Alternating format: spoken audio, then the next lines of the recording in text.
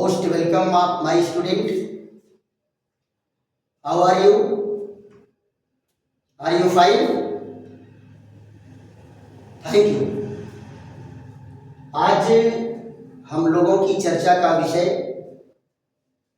Carbon ion का अस्थायित्व है। पिछले वीडियो में हम लोग पढ़े थे कि कार्बन आयन कैसे बनते हैं और इस वीडियो में हम लोग पढ़ेंगे कार्बन आयनों का अस्थायित्व।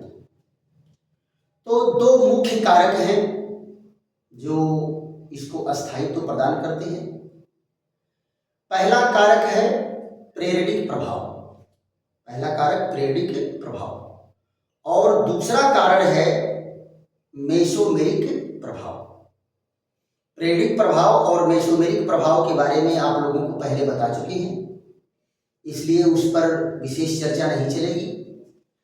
आपको मैं बताया था कि वो प्रेरणिक प्रभाव डालने वाले समूह जो इलेक्ट्रॉन को पुल करते हैं वो कार्बोनियम आयन की क्रियाशीलता को बढ़ा देते हैं। लेकिन यहाँ कार्बोनियम आयन नहीं है, यहाँ कार्बन आयन है। कार्बन पर ऋण आवेश है, तो इलेक्ट्रॉन को पुल करने वाले जितने बल लगा करके खींचेंगे कार्बन पर इलेक्ट्रॉन का घनत्व तो उतना ही कम करते जाएंगे। इलेक्ट्रॉन का घनत्व जितना कम होगा कार्बन आयन की क्रियाशीलता उतने कम होगी, क्रियाशीलता उतने घटेगी और क्रियाशीलता जितने घटेगी अस्थायित्व तो उसका उतने बढ़ेगा। पिछले वीडियो में आपको बताए थे कि क्रियाशीलता और अस्थायित्व दोनों एक दूसरे के व्युत्क्रमानुपाती हैं, इन्वर्सली प्रोपोर्शनल है। एक बढ़ता है तो दूसरा अपने आप घटता है। तो सबसे पहला टॉपिक हम लोगों का क्या है? प्रेरणिक प्रभाव द्वारा। पहला टॉपिक क्या है? प्रेरणिक प्रभाव द्वारा। प्रेरणिक प्रभाव द्वारा by inductive effect, by inductive effect. देखो बेटा, इलेक्ट्रॉन को खींचने वाले में सबसे बढ़िया हाइड्रोजन तत्व है और हाइड्रोजन तत्वों में इलेक्ट्रॉन खींचने का क्रम क्या है? फ्लोरीन की विद्युत ऋणात्मकता सबसे ज्यादा है, तो सबसे ज्यादा इलेक्ट्रॉन पुलिंग कौन है? फ्लोरीन है। उसके बाद कौन है? क्लोरीन। उसके बाद कौन है? ब्रोमीन। और सबसे कम इलेक्ट्रॉन खींचने की शक्ति किसकी है? आयोडीन की। और ये अगर लगे हुए हैं कार्बन आयन के कार्बन परमाणु से तो अस्थायित्व को बढ़ाएंगे, और अगर संयोग से मेथिल ग्रुप अगर लगता जाए तो वो अस्थायित्व को बढ़ाएगा नहीं बल्कि घटाएगा, क्रियाशीलता बढ़ती जाएगी। तो दोनों में हम क्रम से देख लेते हैं कि मेथिल समूह में कैसे होता है और हाइड्रोजनों में कैसे होता है। ध्यान दो बेटा, पहली सीरीज क्या है? ये मेथिल कार्बन आयन है। क्या है? Methyl carbon ion. 100% इसका ऋण आवेश इसी के पास है, ये सबसे ज्यादा क्रियाशील होगा। अगर मान लो इसी पर लग जाए एक क्लोरीन, क्या लग जाए? एक क्लोरीन लग जाए, तो अब जरा बताओ, ये तो इलेक्ट्रॉन खींचने वाला है, ये कौन सा प्रभाव डालेगा? ये माइनस आई इफेक्ट डालेगा, अपने ऊपर ऋण आवेश उत्पन्न करके प्रभाव डालेगा। तो ये इलेक्ट्रॉन जब कार्बन से खींच रहा है तो कार्बन पर इलेक्ट्रॉन घटेगा कि नहीं घटेगा? इलेक्ट्रॉन की डेंसिटी कम होगी, और जैसे जैसे इलेक्ट्रॉन की डेंसिटी कम होगी इलेक्ट्रॉन के लिए करीब होता जाएगा, वैसे वैसे इसकी क्रियाशीलता घटती जाएगी, अस्थायित्व तो बढ़ता जाएगा। फिर यहां देख लो, मान लो इस कार्बन परमाणु पर 2 ठो क्लोरीन लग जाए। कितने क्लोरीन लग जाए? 2 लग जाए। अब तो 2 लोग मिल करके खींच रहे हैं, और ज्यादा इलेक्ट्रॉन कम कर देंगे तो इसका अस्थायित्व तो और ज्यादा बढ़ जाएगा। अब मान लो 3 क्लोरीन लग गया, 3 क्लोरीन लग गया तो 3 लोग मिल करके खींचेंगे तो और ज्यादा इलेक्ट्रॉन को कम कर देंगे, नहीं कर देंगे, और ज्यादा इलेक्ट्रॉन कम हो जाएगा। तो ये इलेक्ट्रॉन विथड्राइंग ग्रुप जो है, इलेक्ट्रॉन पुलिंग ग्रुप जो है, ये क्या करता है, इनको खींच खींच करके इनको करीब करता जाता है, इलेक्ट्रॉन की डेंसिटी कम करता जाता है, इसकी क्रियाशीलता घटती जाती है। और क्रियाशीलता घटेगी तो अस्थायित्व क्या होगा, बढ़ेगा। यानी इनके अस्थायित्व का क्रम क्या है, ये है इनके अस्थायित्व का क्रम। ये तो पहला सीरीज है। जरा दूसरे पर आ जाओ। यहां तो एक ही हाइड्रोजन की संख्या बढ़ी है। आप बेटा दिखा सकते हो, सारे क्लोरीन पर 3 जोड़ा लोन पेयर दिखा सकते हो, है कि नहीं। आप लोन पेयर इलेक्ट्रॉन जब दिखाते जाते हो तो आपका लिखने का स्टैंडर्ड बढ़ता जाता है कि नहीं। अब हम क्या करेंगे, इन हाइड्रोजनों को बदलेंगे, हाइड्रोजनों को बदलेंगे, तब भी जो है इसका प्रभाव देखो क्या होगा। ये है मेथिल कार्बेनायन, मेथिल कार्बेनायन। इसमें जरा देखो सबसे कम इलेक्ट्रॉन विथड्राइंग कौन है, आयोडीन। लेकिन आयोडीन भी अगर इस पर लगेगा, आयोडीन भी अगर इस पर लगेगा तो भी इलेक्ट्रॉन को खींच करके इसके इलेक्ट्रॉन के घनत्व को कम करेगा। ये देखिए इससे ज्यादा अस्थायी हो गया, नहीं हो गया, क्योंकि इलेक्ट्रॉन को कुछ खींच करके ये कम किया है। वहीं अगर मान लो इसके जगह पर ब्रोमीन लग जाए, इसके जगह पर कौन लग जाए, ब्रोमीन लग जाए, तो आयोडीन से ज्यादा इलेक्ट्रॉन कौन खींचेगा, ब्रोमीन। तो ब्रोमीन और ज्यादा अस्थायी कर दिया इसको, और ज्यादा अस्थायी हो गया। अब अगर मान लीजिए ब्रोमीन के जगह पर लग जाए क्लोरीन, तो क्लोरीन तो ब्रोमीन से ज्यादा बल लगा के खींच रहा है, तो यहां क्या हो जाएगा, ये और ज्यादा उसको अस्थायी कर देगा। और फ्लोरीन लगेगा तो फ्लोरीन की सबसे ज्यादा इलेक्ट्रॉन खींचने की टेंडेंसी है, इसलिए फ्लोरीन क्या करेगा, इसको सबसे ज्यादा अस्थायी बना देगा। सबसे ज्यादा इलेक्ट्रॉन का घनत्व यहां कम होगा, इलेक्ट्रॉन यहां सबसे ज्यादा कम होगा तो ये सबसे ज्यादा अस्थायी होगा।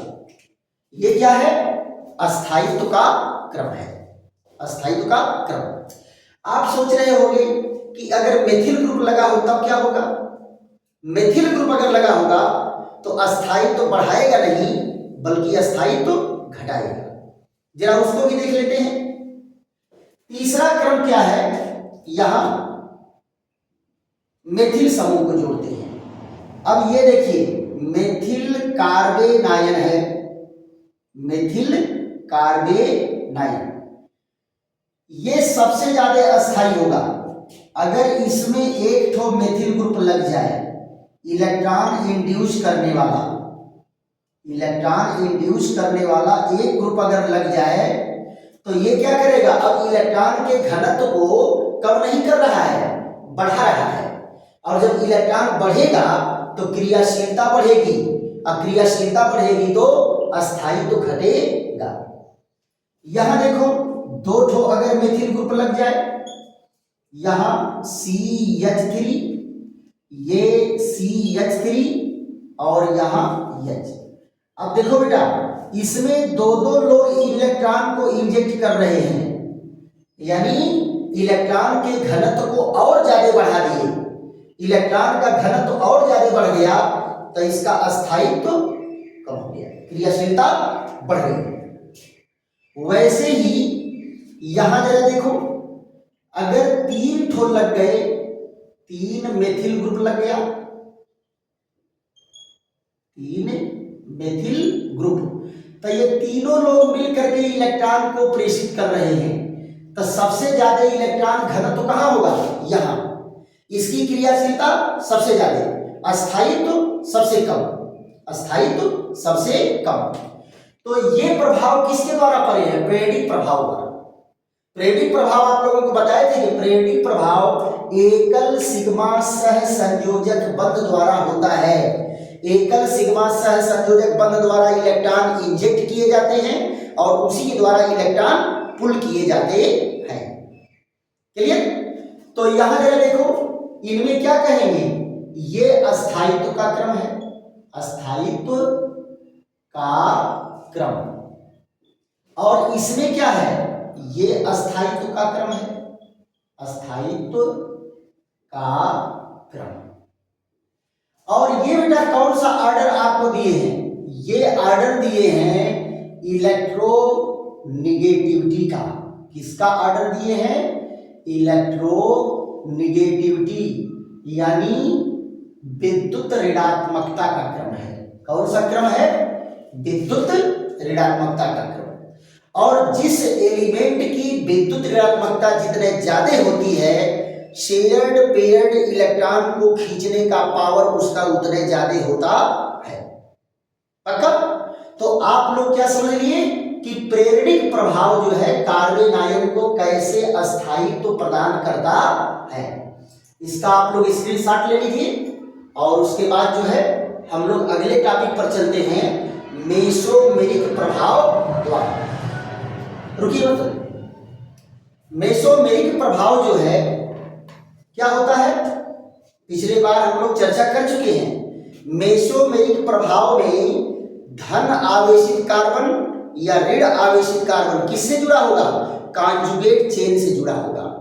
कॉन्जुगेट चेन में क्या होता है? अल्टरनेट डबल बॉन्ड, एक सिंगल बॉन्ड, एक डबल बॉन्ड, एक सिंगल बॉन्ड, एक डबल बॉन्ड, ऐसी चेन अगर है तो वो मेसोमेरिक प्रभाव डालेगा। मेसोमेरिक प्रभाव में क्या होता है? इलेक्ट्रॉन या तो पुल किए जाते हैं या तो जोड़ा इलेक्ट्रॉन इंड्यूस किए जाते हैं। तो आइए देखते हैं, दोनों में देख लेते हैं, एक बार खुली श्रृंखला में और एक बार बंद श्रृंखला में। तो दूसरा हम लोगों का क्या है? मेसोमेरिक प्रभाव द्वारा। मेसोमेरिक प्रभाव द्वारा। तो मेसोमेरिक प्रभाव पर डिटेल चर्चा का वीडियो आप लोगों को मिल चुका है, आप लोग उसको जाकर के देखिएगा। और यहाँ पर हम लोग जो है केवल मेसोमेरिक का कैसे इफेक्ट पड़ता है इसको अस्थायी करने में आप ध्यान दो। क्या बताए थे कि मेसोमेरिक प्रभाव के कारण अनुनाद संरचनाएं बनती हैं। यही बताए थे कि मेसोमेरिक प्रभाव के कारण अनुनाद संरचनाएं बनती हैं और जिस यौगिक की अनुनाद संरचना जितना ज्यादा होती है, जिस यौगिक की अनुनाद संरचना जितना ज्यादा होगी वो यौगिक उतना ही ज्यादा अस्थायी होगा। कोई यौगिक है जिसकी अनुनाद संरचना 2 बन रही है और कोई 3 बन रही है, किसी की 4 बन रही है, किसी की 5 बन रही है, तो जो 5 अनुनाद संरचना बना रहा वो सबसे ज्यादा अस्थायी होगा। दूसरा पॉइंट आप लोगों को मैं बताया था कि एरोमेटिक यौगिकों का अस्थायित्व एलिफैटिक यौगिकों से ज्यादा होता है। एरोमेटिक यौगिकों की अनुनाद ऊर्जा एलिफैटिक यौगिकों की अनुनाद ऊर्जा से ज्यादा होती है, जिसमें आप लोगों को बेंजीन और एसीटेट आयन का तुलना करके दिखाए थे। तो यहां देख लेते हैं दूसरा प्रभाव क्या है? मेसोमेरिक प्रभाव द्वारा। मेसोमेरिक प्रभाव द्वारा।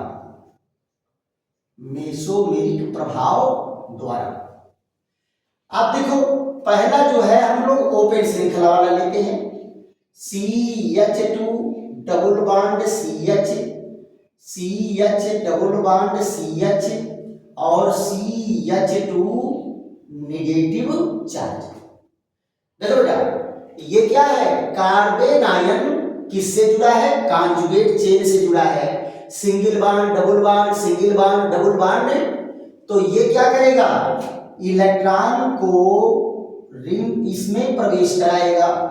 तो आपको मैं बताया था कि कार्बन पर 5 बॉन्ड स्टेबल नहीं होता।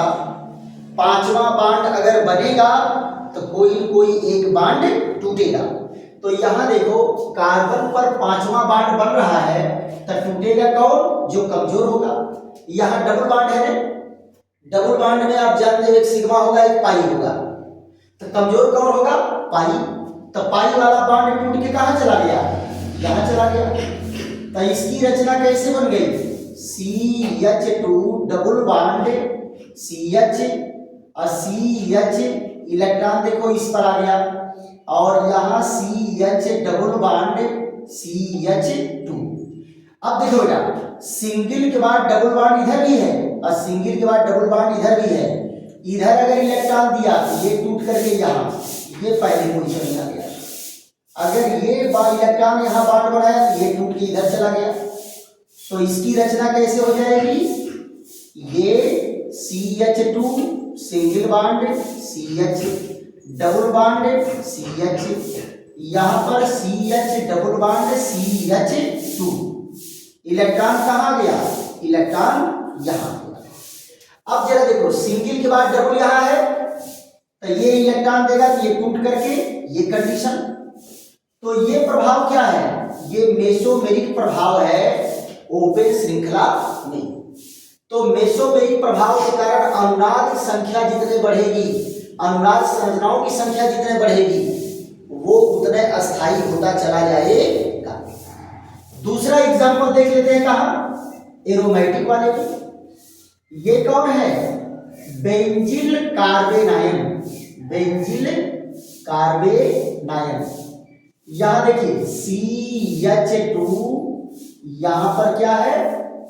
Lone pair electron. कौन है बेटा? ये बेंजील कार्बेनायन। ये क्या करेगा? ये भी देखो कॉन्जुगेट चेन से जुड़ा है, single bond double bond single bond double bond single bond double bond single bond. तो ये क्या करेगा? यहां डबल बॉन्ड बनाएगा, सिंगल बॉन्ड टूट के यहां आ गया। अब यहां इनकी रचना क्या हो गई? आर्थो पोजीशन पर आ गया ऋण आवेश। अब आप लोग बेटा आर्थो पोजीशन बता चुके हैं, आर्थो पैरा मेटा ये सारे पोजीशन पर चर्चा हो गई है कि कब आर्थो होगा, कब पैरा होगा, कब मेटा होगा, कौन आर्थो पैरा डायरेक्टिव ग्रुप है, कौन मेटा डायरेक्टिव है, ये सारे पॉइंट पर चर्चा हो चुकी है। अब यहां देखो सिंगल के बाद डबल इधर है, सिंगल के बाद डबल इधर है। इधर देगा तो ये टूट करके इस कंडीशन में आ गया, और अगर इधर दिया तो ये टूट करके यहां आ गया। तो ये रचना बन गई। अब यहां जरा देखो, अब की बार इलेक्ट्रॉन कहां आ गया? पैरा पोजीशन पर। कहां गया? पैरा पोजीशन पर। ये देखो CH2 सिंगल के बाद डबल बॉन्ड इधर गया तो ये रचना बन जाएगी। अगर इधर दिया तो ये टूट करके चला जाएगा यहाँ। तो इसकी रचना क्या गई? अब की बार फिर ऋणावेश कहां चला गया? आर्थो पर।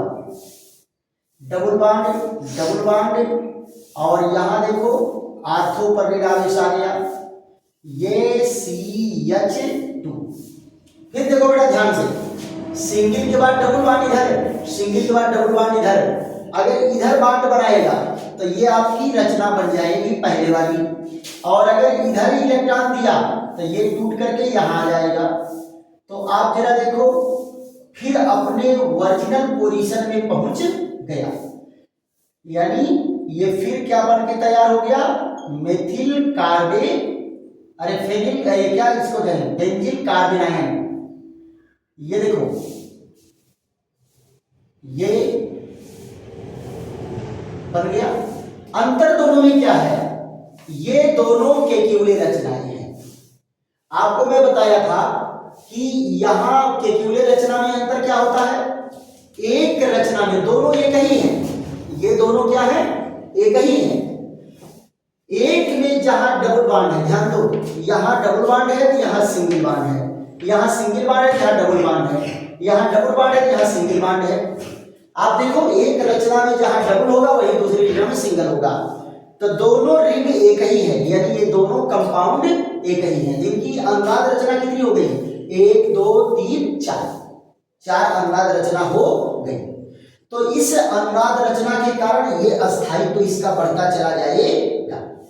तो प्रेरणिक प्रभाव द्वारा कार्बेनायन का अस्थायित्व बढ़ा और मेसोमेरिक प्रभाव द्वारा अस्थायित्व बढ़ा। है कि नहीं। हाइपर कंजुगेशन का प्रभाव इस पर कम होता है। कम मतलब क्या है, लगभग नगण्य के हिसाब से इसको मान करके उसको इग्नोर कर लिया जाता है। तो आज का वीडियो हम लोगों का यही विश्राम लेता है। अगर आप लोगों को ये वीडियो समझ में आया है और लग रहा है कि बेहतर थीम आप लोगों को दी जा रही है, तो झूम के लाइक करिए, सब्सक्राइब करिए, शेयर करिए। धन्यवाद, थैंक यू।